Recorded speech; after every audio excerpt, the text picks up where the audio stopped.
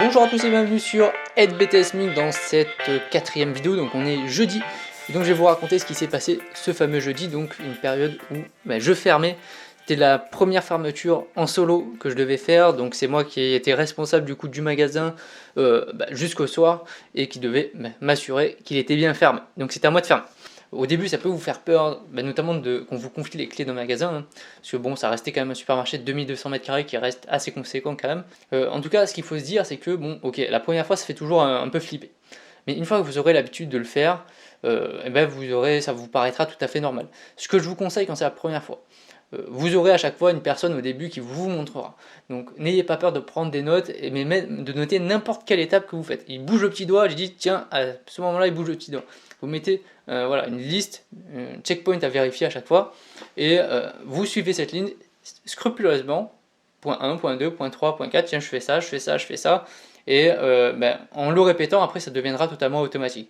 Bon, au début, vous êtes obligé de faire comme ça. C'est une petite méthode que notamment le manager Frey, il applique lui pour apprendre des nouvelles choses, et moi aussi, du coup, que j'applique. Et ça marche très bien. Donc, justement, qu'est-ce que j'ai fait aujourd'hui? Bon, première chose, je prends ma feuille déjà pour prendre la checklist, justement. Et donc, bon, je suis arrivé à 7h30. Justement, ce fameux jeudi.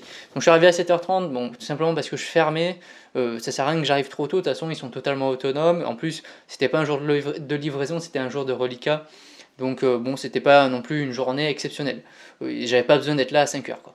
Ça c'est le premier point, de toute façon quand vous êtes manager, vous n'êtes pas obligé d'arriver à 5h, parce que votre équipe n'a pas besoin de vous pour mettre en rayon. Premier point c'est ça. Ensuite, je fais mon fameux tour collaborateur et de chiffre d'affaires. Donc ça je vous le répète à chaque fois, c'est important dès le début de savoir un peu quel a été le résultat de la veille pour identifier notamment les potentiels rayons qu'ils ont eu des défaillances et pour aller voir pourquoi est-ce qu'ils ont eu des défaillances. Est-ce que c'est parce qu'il est complètement vide? Est-ce que, je sais pas, il y a eu moins de clients peut-être? J'ai travaillé évidemment sur la zone animation, donc en PGC c'est quelque chose de super important, donc jusqu'à 9h, comme tous les jours, donc comme tous les matins, quand on est au PGC, on fait principalement, on met en avant sa zone animation, puisque en plus elle est placée à l'entrée du magasin pour ma part, et donc c'est la première chose que le client va voir, donc c'est important que cette zone animation elle soit de grande qualité, que le fasting soit fait, que s'il y a des box vides ils soient enlevés, qu'il y ait de nouvelles choses qui arrivent, voilà, il faut la renouveler souvent, et c'est pour ça que le premier travail du matin c'est justement cette fameuse zone animation. Donc une fois que cette zone animation est prête, je reprends mon fameux travail des factures, puisque je vous ai dit que toute la semaine je crois que je vais avoir le droit d'en faire, puisqu'il y a une pile qui est tellement grande qu'il va falloir payer, justement valoriser d'abord ces factures. Donc comment est-ce qu'on valorise? Donc on prend une facture, on a les codes barres qui sont généralement associés, bon on a le prix d'achat, et on va dans notre logiciel informatique, donc dans notre SIC, système d'information commerciale, on tape le GenCode, et on a le prix de vente. Et ça permet de valoriser une facture, savoir combien on a acheté et combien est-ce que potentiellement on peut vendre. Vous pouvez appliquer un coef si vous le connaissez. Moi en l'occurrence je ne le connaissais pas, donc j'ai dû me taper chacune des lignes et les rechercher, donc ça prend beaucoup de temps. Et donc c'est pour ça que toute la semaine je vais avoir le droit à faire des factures, ça c'est la bonne nouvelle. À 10h, pour me sortir un petit peu de toutes ces factures, j'ai eu la chance que une personne de l'équipe Frey avait besoin d'un renseignement, donc je lui ai fait une mini formation sur les réclamations.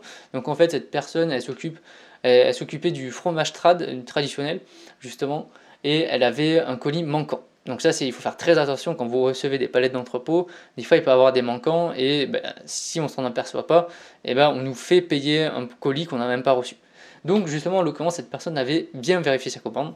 Donc justement, je lui ai fait une petite formation d'un quart d'heure, 20 minutes pour lui montrer exactement. Donc bon, on va sur un fichier Excel spécialement dédié, on remplit le fichier et après il faut l'envoyer à une certaine adresse mail. Donc voilà, pas plus compliqué que ça, mais c'est important à bien expliquer à la personne de A à Z comment on fait. Comme ça après elle est autonome, elle a plus besoin de venir vous voir et justement c'est un gain de temps pour vous. Donc après, une fois que j'avais fait ça, je suis redescendu en bas en magasin pour aller faire un petit tour au niveau du PGC et du frais en l'occurrence, parce que le manager frais était en repos, donc je surveillais un peu tout le magasin, puisque j'étais une semaine avant, enfin avant que je parte en école, j'étais au frais, donc je connais très bien l'équipe aussi. Donc voilà, je regardais notamment au niveau des trades, pour faire par exemple la pause du poissonnier. Faites bien la pause du poissonnier si vous en avez, je ne vous l'ai jamais raconté, mais une fois j'ai par malheur oublié la pause du poissonnier, j'ai cru que, je sais pas, j'avais laissé une bombe dans le magasin quoi. Voilà, un peu n'importe quoi, mais bon. Jusqu'à 15h, ma fameuse coupure, quasiment obligatoire, bon je coupe sans couper finalement, enfin réellement, puisque normalement les gens ils vont dormir ou ils rentrent chez eux. Moi ce que je fais c'est que je bossais justement sur mon mémoire pour le préparer et pour qu'il soit prêt pour septembre. Donc l'avantage c'est que j'ai bien avancé justement pendant cette semaine, puisque j'ai eu 2 coupures. Donc pendant ces 2 coupures j'ai bossé sur mes mémoires. Et donc ça a vachement avancé. Donc à 15h, enfin justement une fois que la coupure était terminée, je me suis remis sur des factures. Donc la bonne nouvelle encore une fois, le truc qui tue quoi, le truc vraiment que tu as envie de le faire, c'est les factures. C'est vraiment mon truc. C'est vraiment très long, très très long. Donc à partir de 17h, j'ai pris un peu d'avance. J'ai commencé à préparer les emballages. Donc pour les retours d'emballage, c'est la balle carton, la balle plastique, les palettes Europe, les palettes rouges, les palettes bleues, les demi-palettes, les palettes vertes, tous ces genres de choses. En fait, tous ces supports qui vous permettent justement d'apporter votre marchandise, il faut les renvoyer en entrepôt et donc c'est un fichier à préparer. Comme je vous invite à aller voir justement la vidéo du mardi où je vous explique un petit peu tout ça. Juste quand je termine justement la préparation des emballages à retourner, il y a la livraison du PGC qui arrive donc pour le lendemain, puisque nous on reçoit la livraison l'après-midi, la veille, comme ça quand les équipes ils arrivent à 5h, ils ont déjà leur livraison qui est là. Donc la livraison arrive, donc j'accueille la personne, après il se débrouille. Je suis vraiment tombé sur un espèce d'abruti là en chauffeur, mais bon, ça c'est pareil, vous rencontrerez un peu tout dans les chauffeurs aussi. Le dernier chauffeur était bien mieux, j'ai envie de dire. Donc une fois qu'il a terminé sa livraison, donc moi le temps je suis retourné à mes factures pour aller les payer, pour aller payer les fournisseurs directs. Important de payer vos fournisseurs, sinon au bout d'un moment ils vont vous dire stop. Parce que c'est le cas notamment d'un fournisseur qui n'a pas été payé depuis un certain temps, depuis plusieurs mois. Hein. Et donc là on lui a repassé une commande et il nous bloque la commande tant qu'on n'a pas payé. Ce qui est totalement tout à fait normal. Donc important de payer vos factures si vous devez vous en charger, ça dépend dans quelle enseigne vous êtes. Des fois vous avez un service comptable, donc c'est eux qui gèrent ça. Et là en l'occurrence, chez Auchan notamment, c'est chaque magasin qui gère à entrer ses factures et ensuite ils sont envoyés au siège et c'est eux qui payent les différents fournisseurs. Voilà, donc après ça dépend des organisations des entreprises. Donc après pour me sortir un peu des factures de 19h à 19h30, je me remets un peu sur ma zone anime pour faire 2-3 changements, pour enlever 2-3 box et en remettre justement, faire un petit coup de facing, quelque chose qui tient bien la route. Et après à 19h30 je commence à entamer la procédure de fermeture. Donc bon, on commence à partir de 50 notamment de filtrer les gens, parce que bon, le client qui arrive avec son gros caddie pour faire les courses de la semaine à -10, vous ne laissez pas rentrer malheureusement. Normalement vous finissez à 20h, on est d'accord, mais à 20h vous devez fermer le magasin. Donc si cette personne met 3 ans à faire ses courses, vous vous retrouvez à fermer à 20h30. Donc en termes de respect des horaires, c'est pas très bon.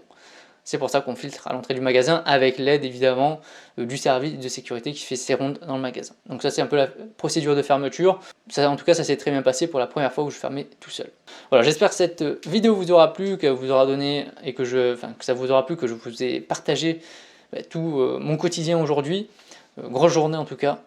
Et du coup on se retrouve demain le vendredi pour une nouvelle journée. Il reste que 2 jours avant d'être en week-end, ok, mais les 2 derniers jours de la série Vie ma vie de manager. Allez, on se retrouve demain pour une nouvelle vidéo. Bye.